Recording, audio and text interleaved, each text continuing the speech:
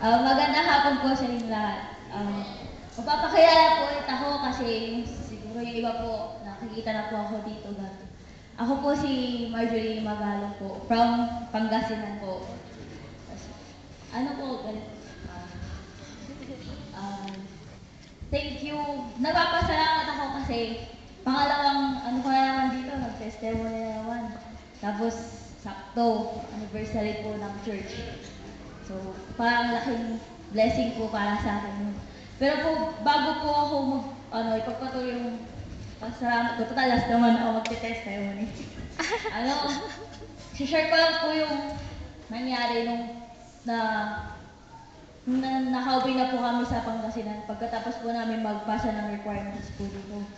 Nung pag-uwi po namin noon, mga 1 week after po, siyempre po, parang nakakamiss ba? Sabi ko, gusto kong bumalik ulit doon, sabi ko. Kaso nga lang, sila mama, wala kasing kasama, tapos yung papa ko pa-stroke po. So, nakakawa din po ako kasi, siyempre, wala pong kasama yung mama ko. Ganun. Tapos, ganun pa yung kalagayan ng papa ko.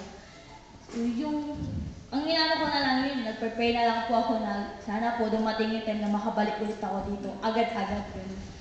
Kaso nga lang po, yun nga, sabi nga po ni Pastor RJ, malakas talaga yung ng Diablo po sa atin. Totoo po yun kasi mga pangalawang week po na nasa Pangasinan ako, doon na po bumalik yung nagpakabaliw ako, gano'n.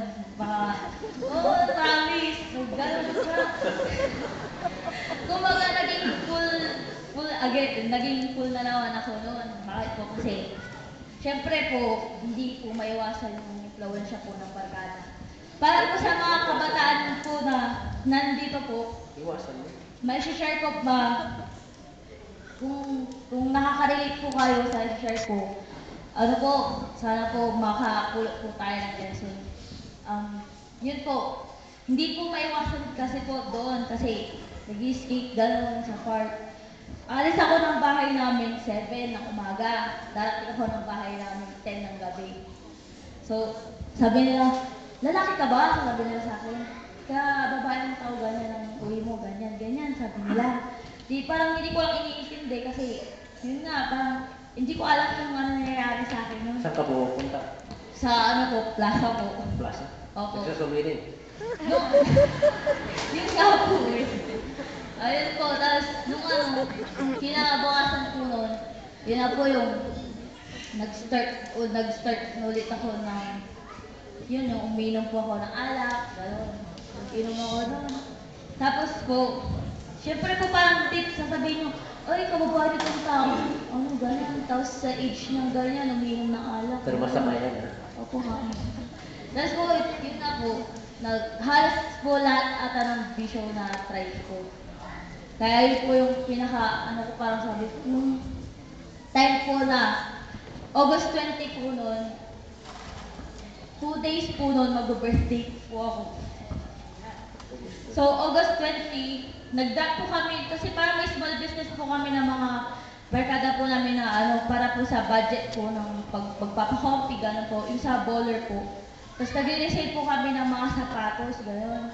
So, alas 10 po nun ng gabi, umuulan po. Straight from Lingayen po, inatid ako ng barkada ko, naka-single po kami nung. Tapos po, doon po sa may prone area po papunta po sa amin. Hindi po kasi kabisado ng barkada ko, kaya na-direction niya po yun. Imbis na paliko, dinireksyon niya. Tapos, syempre po, umuulan.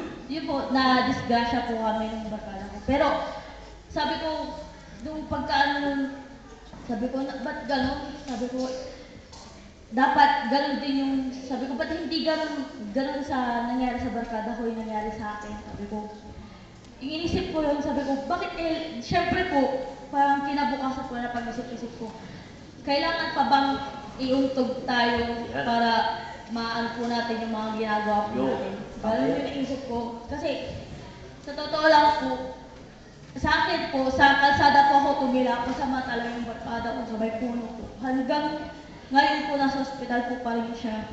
Ngayon.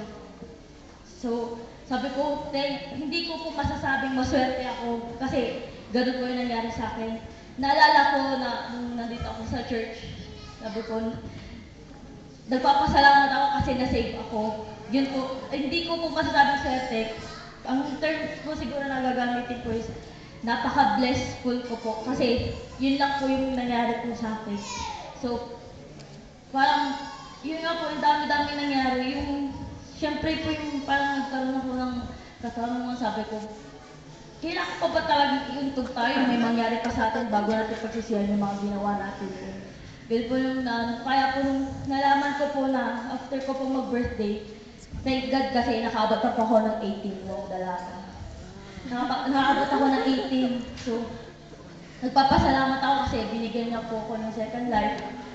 Tapos po, nung 23 po, tinext po ako ng mama ko kasi sabi niya, ano, punta na ka daw kayo ng Baguio, ganyan-ganyan. Sabi niya, sabi ko, mama, pinapaalis mo na ba ako? Sabi ko, kasi pag nandito ka, ano yun nga, masakit sa akin na magulang mo sabihin ka na, hindi kita kayang mapatinig, gano'n.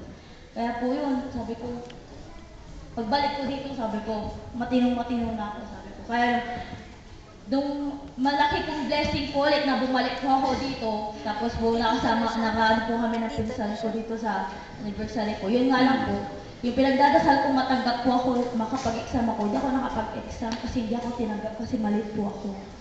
Yung tangkad ko po, sa ano po, tangkad ko po gumayon. Yun, so, Dito ka natitira sa Baguio. ano po, babalik po ako doon, baka po, sabi ko kay mama na magbabalik ko, ano na lang po ako. Paano sa Bible College? Oh, amen. Kumakain. Yeah. Yun. Kaya yun po siguro yung parang, ano sa akin na Panginoon, parang first ko siya sa akin, kaya hindi na ako pinag-exam doon sa PMA. May plano ng Diyos. Kaya nga po. Kaya yung pinsan ko po, sana pagdasal niyo po na makapasa. Hindi nga kasi ako pinayaran ng tangkad niya eh. Kaya yun po. Thank you po. Happy anniversary po. Yun lang po. Amen. Thank you.